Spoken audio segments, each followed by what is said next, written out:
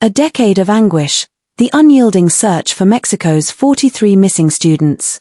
On the night of September 26, 2014, 43 students from the Ayotzinapa Rural Teachers College in Guerrero, Mexico, vanished in a chilling display of violence and corruption. A decade later, the parents of the missing students are still searching for answers, navigating a labyrinth of deception, pain, and institutional failures. A father's unwavering hope. For Clemente Rodriguez, the father of 19-year-old Christian Rodriguez, the disappearance of his son has left a deep, unhealed wound.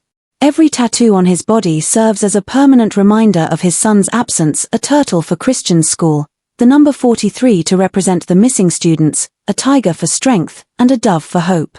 How else will my son know that I've been looking for him? Clemente asks, his voice tinged with both sorrow and resolve. Clemente's life, once filled with the simple joys of selling water jugs and tending to livestock in the town of Tixtla, has now transformed into an unrelenting quest for justice. Every month, he and other families embark on a journey to Mexico City to demand accountability from the government, a pilgrimage they've undertaken for the past decade. The day everything changed.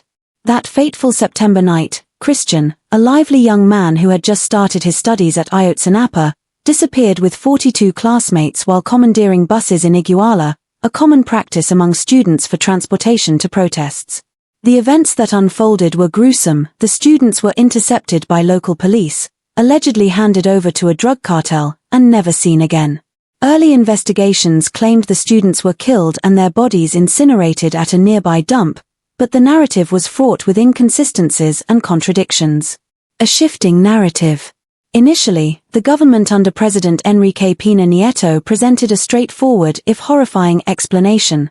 Corrupt police officers had turned the students over to a cartel, who then murdered them and burned their bodies to erase any evidence.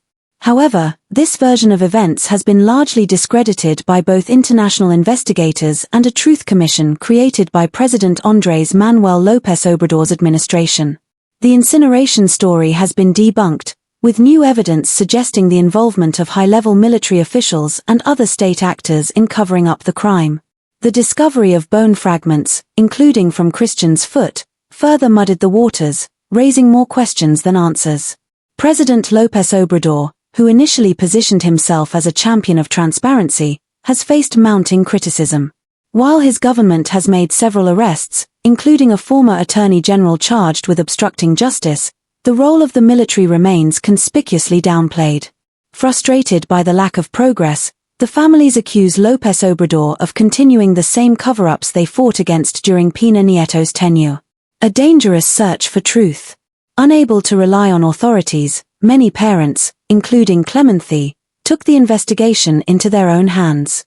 They ventured into cartel-controlled territories, putting their own lives at risk to find their children. When I left the house, I never knew if I'd come back alive, Clemente recalls. These parents encountered other families displaced by violence, adding to their despair. As they navigated the dangerous terrain, they unearthed numerous bodies, but not those of their children. Each discovery, though heart-wrenching, was also a stark reminder of the overwhelming crisis of disappearances in Mexico. Cristina Bautista, the mother of missing student Benjamin Asensio, recounts her own journey. Strangers would tell me they had been searching for their child for years, she says. How could there be so many disappeared? This brutal reality, of countless families searching for missing loved ones, intensified the parents' resolve but also deepened their grief. The rural school's radical spirit. At the heart of the movement for justice is the Ayotzinapa Rural Teachers College itself, a school known for its radical activism and commitment to educating the children of poor, rural families. Founded as part of a nationwide network of rural schools, Ayotzinapa has long been a symbol of resistance. Its walls, covered with murals of revolutionary icons like Che Guevara and Karl Marx, also bear the faces of the missing students, a haunting reminder of the tragedy that unfolded.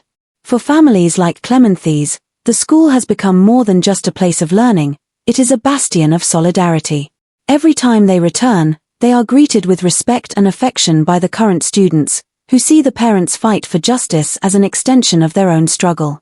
The school's new students, many from similarly impoverished backgrounds, understand the heavy legacy they've inherited. "There are strong arm," says Cristina Bautista. "The bond between the parents and the students has turned Ayotzinapa into a unique, intergenerational force for justice. Lives forever changed. The disappearance of the 43 students did more than destroy families, it altered lives irrevocably. Parents abandoned their jobs, sold their homes, and upended their lives to keep the search for their children alive. Clemente and his wife Luz Maria now scrape by selling handcrafted goods, woven mats, embroidered napkins, and mezcal bottles decorated with tiger faces on trips to the capital. The fight has consumed their lives, leaving little space for anything else. For Clemente, moments of peace are rare. Sometimes, he retreats to his land, where he planted corn again after years of neglect, to release his pent-up sorrow and frustration. "I go to the field, and I start to cry," he confesses. "I let it all go." A disappointing conclusion, for now. As the 10th anniversary of the disappearance approaches, the families face a grim reality. A final meeting with President López Obrador, held just weeks before he leaves office, ended in bitter disappointment. "This government is no different from Enrique Pena Nieto's," Clemente says. "They've mocked us by hiding information and protecting the military." López Obrador, who once labeled the students' disappearance a state crime, insists his government has done all it can, but the families remain unconvinced. The meeting with Claudia Sheinbaum, López Obrador's successor, offered little hope as she made no concrete commitments to the families. Yet, despite the setbacks, Clemente and the other parents vow to continue their fight.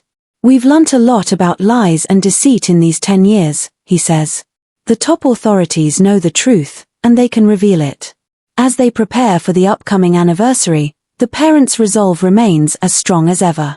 Their search is no longer just about their missing children, it's a fight for justice in a country plagued by corruption, impunity, and violence. A tragic legacy.